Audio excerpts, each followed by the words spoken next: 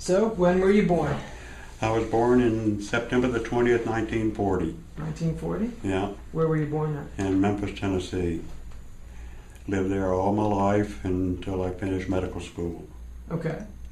Then I broke the apron strings and went out on my own for the first time. Where did you go to school? I went through all my schooling and medical school and everything in Memphis. In Memphis? The University of Memphis? Except for a short time I did go to Ole Miss for some pre-graduate work. But that was only 45 miles from Memphis, so Okay. I essentially stayed there. So where exactly did you say you grew up?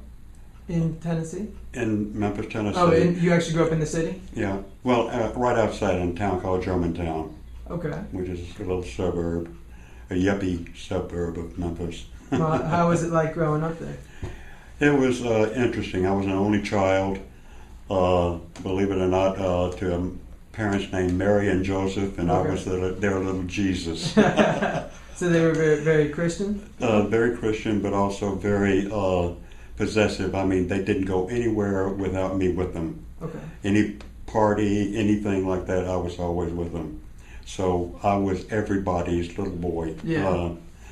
I was a spoiled kid, yet I didn't like it. I didn't like being that way. I envied my cousins because they had brothers and sisters. I was jealous of that. Yeah. They were jealous of me because I had everything I wanted. So it made me feel bad. So the upbringing was good though? Upbringing was good, yeah. My father worked for a pharmaceutical company. He didn't make a lot of money, yet my mother was a very pushy, upwardly mobile lady, and she was determined I was going to have everything that her son deserved. And somehow my father did it, and I don't know how he did it. I went to a very exclusive private school that cost a lot of money, and I was therefore thrown with very wealthy people that I grew up with throughout my elementary school, middle school, and high school. I was 13 years old when I had my first car. You could have a limited license in Tennessee at that time to go to school and so forth if one of your parents couldn't drive, and my mother just elected not to drive. She could have driven, but she elected not to, so I could have the car. She was that sort of person. So you were driving at 13? Yeah. Do you remember what car it was? It was a 1953 Ford. Okay. And because of that, I became a carpooler for my teachers, a lot of the kids, that sort of thing. I didn't abuse it. I didn't. I was a goody two shoes, so I didn't abuse the privileges. But I was such a baby face. Driving a car, I was stopped by the cops all the time. Yeah. Any So interesting encounters with them? No, they saw it and everything. I got to be well known among them, so it finally got to be a non-issue. Yeah. But I don't know. I always felt ill at ease about it. I mean, here I was, really the poor boy among all these people, and here I had all these things. Yeah. I was known. All the parents of these wealthy people used to call me the poor little rich boy. Wow. And I hated it. Yeah. I hated it.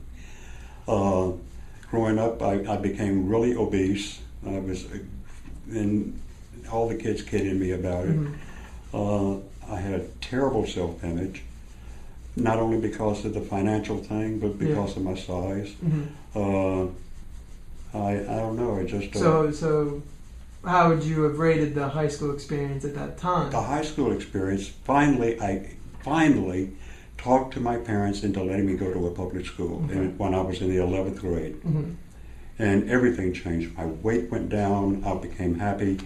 We lived outside the city, but somehow I arranged to go to a public school in Memphis, which happened to be the same school my parents went to.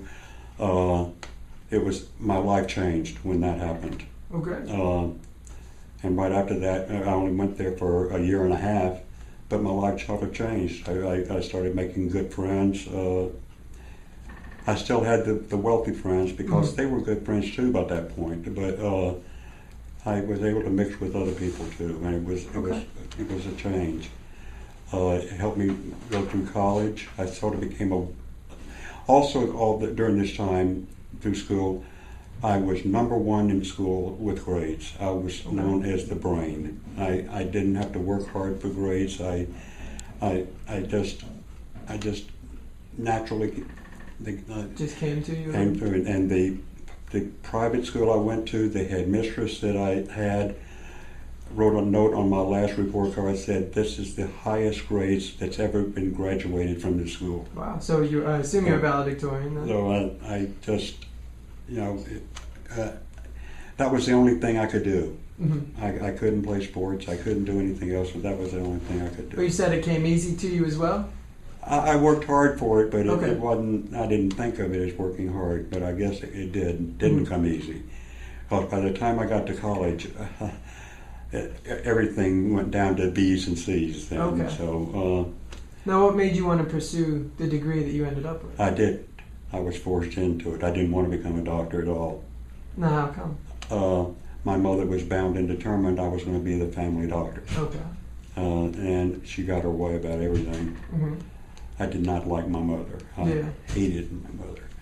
And I wanted to be a pastor. And that's always what I wanted to be. And she said, no one is going to be a pastor. You want to be a doctor. And so I became a doctor. Now, how was the study though when you were in college? Like the experience studying? Oh no, I had a good time. I joined a fraternity. I had a good time, and my grades were good, and Mm-hmm. I got easily into med school. I mean, I had a close to a 4-point average, and I did well.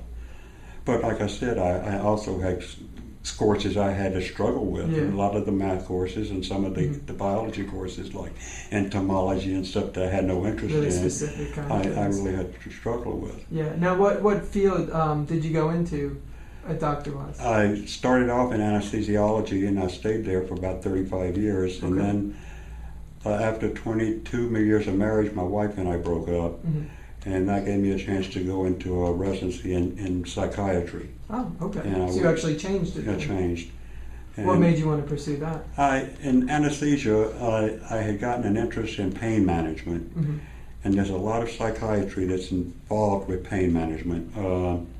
A lot of things go on with patients that have chronic pain, and psychiatry issues like depression and things like that go along with it. And you can't adequately treat pain unless you have psychiatry backup and other things like this as well. And when I started in pain management back in the early 80s, you didn't have that backup. Yeah. And so I began to fiddle around with it, and I developed an interest in it, and finally I got a chance to go into the residency. And I finished that in 2000. Oh. Okay. So I just recently got it. Yeah. And I just started to work out in Westminster Mm-hmm. when I developed a problem with my lungs. I don't know what it was, but all of a sudden I needed a lung transplant. Mm. I got that and did really well with it and started back to work for a little bit, and not long after that I broke my hip. Mm. And it didn't heal right, and so I've had 5 surgeries from that, so I've never been able to go back to work. So I only practiced psychiatry for about 18 months. Okay. I Is it- adored it. Is I this something loved it. that you think you'll go back to then? I don't think I can. I've had to give up my license. I've lost everything, and I couldn't afford to keep my licenses up, so I had to give them up. And I don't think I can now. I'm 71 years old almost, and Yeah. I don't think I can do it now. I would love to. Yeah. I mean, I could. I just adored it. I adored working with teenagers. I loved working with kids with substance abuse problems. And of course with the pain problems. Yeah. I was a natural for it. I had the ability, I don't know where it came from, but somehow I could connect well with kids. Mm-hmm. And where others weren't able to, I just somehow had the ability to click with them, and they would trust me. Yeah. And I just loved it. And then all of a sudden it was yanked away from me, and I just miss it like crazy. Well, I mean, you still have time, so what do you think you'd like to do to maybe... if I had my brothers, I would love to somehow get some sort of degree in theology. Mm-hmm. And I could still have that knowledge I have with psychiatry, Sure. and to mix it with theology, and somehow do a hospital clergy work or something like that, Okay. where legally I couldn't practice medicine because I don't have a license, and I couldn't afford to keep the licenses up. But if I could mix it with the gospel, Yeah. and which I did in psychiatry as well, I would like to do that, and I think I could be a big help with that. And Well, now you said you wanted to be a pastor when you were younger. What Mhm. made you want to do that? I don't know. I had a really close relationship with my pastor when I was growing up, Mhm. and just as I started college, he died, and it was something like a void in my life, and I felt like it was a void I needed to fill, and that's how I thought I could fill it, Mhm. and I felt that void all my life. So I assume church has been very important for you Yeah. throughout life. Do you Yeah. still go? Oh yeah, yeah. Yeah. And the denomination isn't an important issue. It's just the idea of being there to help people. Okay. That's always been my goal. And medicine never quite did it for me. I needed to help them within themselves, Mhm. and I didn't. Medicine never quite got there. Okay. Well, you had mentioned to me before we started that people tell you should write a book because Yeah. you're. Well, It's so everything, interesting. my personal life and everything has been a roller coaster. Okay. I was, like I said, married for about 21 years. I have two sons who, after the divorce, they all moved to the West Coast. So I've got one son who's 38. He's got 3 kids, and they live in Seattle. And I've got another son who's going to have a daughter coming up here in about 3 weeks. Oh, okay. And they live in San Diego. Okay. And we're very close. We're Mhm. thanks to the internet and the cell phones and so forth. We just stay on. We talk to each other almost every day. But I don't get in contact with the grandkids. And Yeah, I yeah. really miss that. And you said they're young still, right? The grandkids are Yes, they're real very young. young. The oldest one's 12 and the youngest one's Okay. 5. And then, of course, there's a newborn on the way. But I just don't get. I haven't had a chance to get out to see them because I've been in a nursing home or having surgery ever since they've been born, just about. Oh, okay. And then after the divorce, I ended up with a situation that hit me right between the eyes. I ended up finding out I was gay, Okay. and that came about as a ramdinger because I went through life not having a clue. Mhm.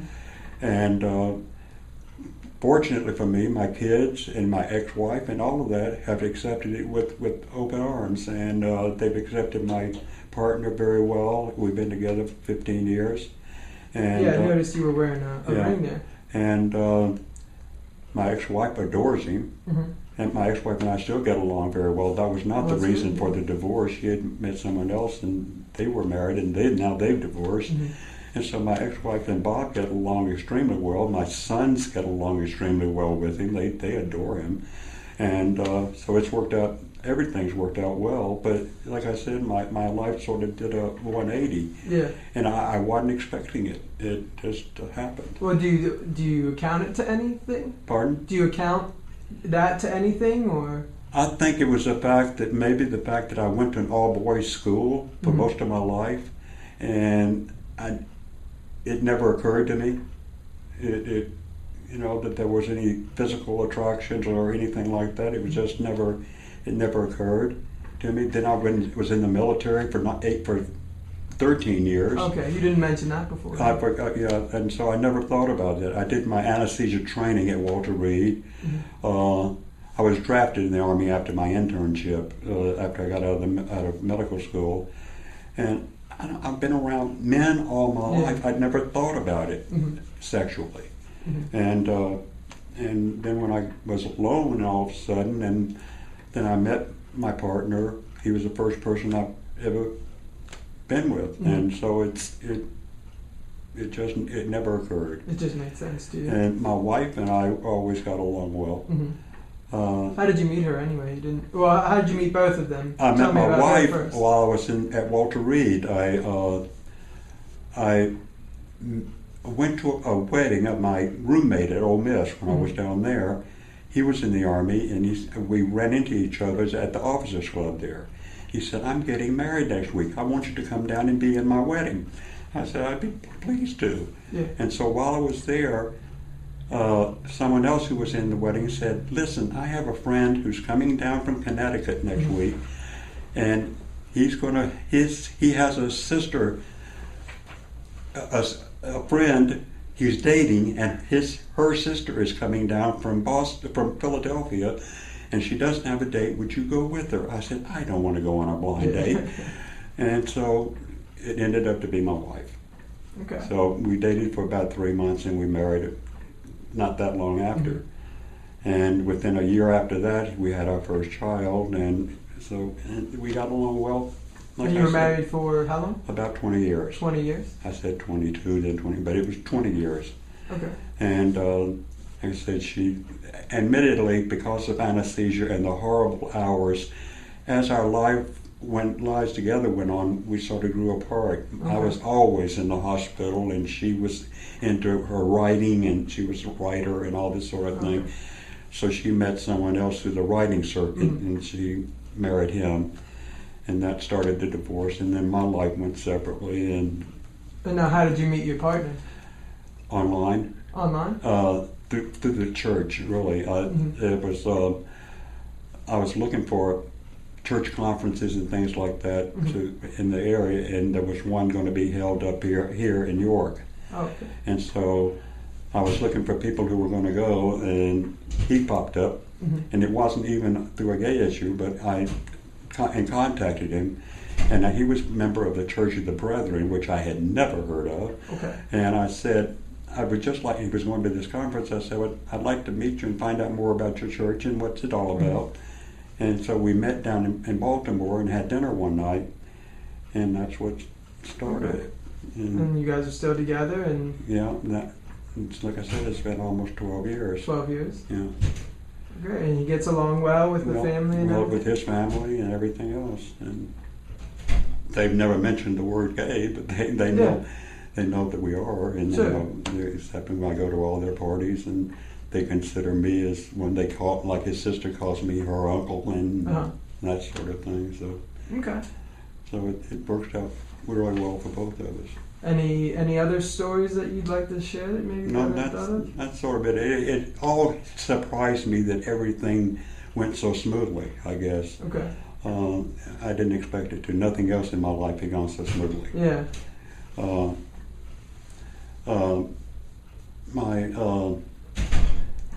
My father, I'm sure, had a horrible time with my mother. He never let on, because he was a really gentle, kind man. And I did know for a while he was having an affair with his secretary. And I was about 10 years old when I found out. And I never let my mother know that I knew. I wasn't about to. Yeah. So he deserved a happier person than she was giving him. So when she found out, of course she blew up, and he had to break up with her, and he had to fire her and all this sort of thing, and I'm sure it was hard on him. So what differences do you see like now between then and now, marriage-wise or career-wise? Because you've changed a lot in your life. It seems like you've done a lot of these things through different periods of time. The marriage life was nice in that it was nice having the kids and the kids around, and I really miss that. Yeah. I really miss having them around and not having the grandchildren nearby. Even though I talk to them, they know me. They There's still a distance there. But I never really have met them. I've seen them 3 times, 4 times in their lives. And I was really going to be there for the birth of this new one coming on. Then I had to have surgery again. Yeah. And I really miss that. So it's a goal to make it out? It was, but I'm not going to be able to, because she's going to be born next week. Yeah. Well, I mean, in the future. Oh, in the future, yeah. Yeah.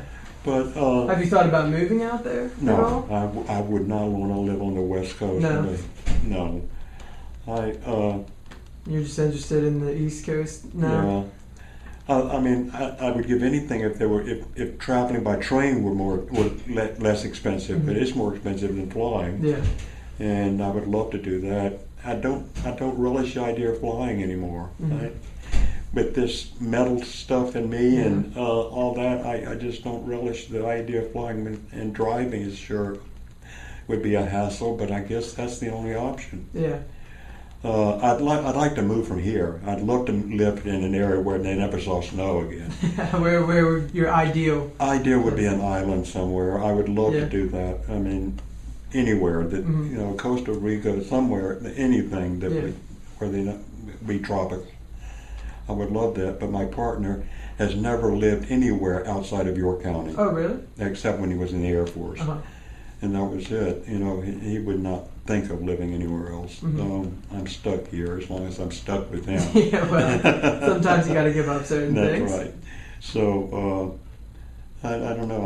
I hate the cold weather, and so I don't know what I'll do.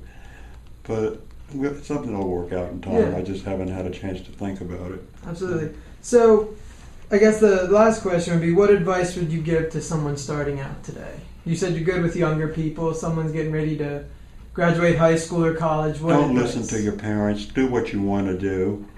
I know they're paying for your education, but you've got to do what you want to do. And that was my big mistake. I really led a fairly unhappy life for a great part of my life doing what I didn't want to do. And I was successful at it. I did very well as a doctor. I was good at what I did, especially in anesthesia. That's why I was so good in pain management. I was excellent at doing regional nerve blocks and epidurals and spinal taps. When no one else could get a spinal tap or an epidural in, old King could come in and get it in. I was always good at it. Because I don't know why that is. I think if you don't like what you're doing, you tend to excel at it. I don't know what that means. I think if you try harder, maybe if I do it well, I'll learn to like it. But that's the first thing I'll tell a person is don't do what you don't want to do. Just do what you like to do. And I can't emphasize that enough.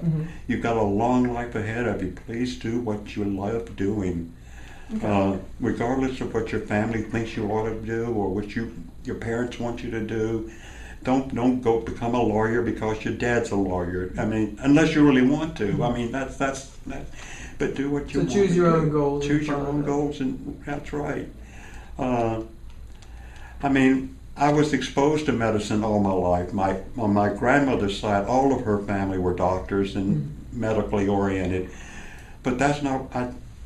That was one of the reasons I didn't want to be that way. They were all snobs. They were all extremely wealthy. They didn't hardly talk to my grandmother because she wasn't in that milieu. And I didn't like those people.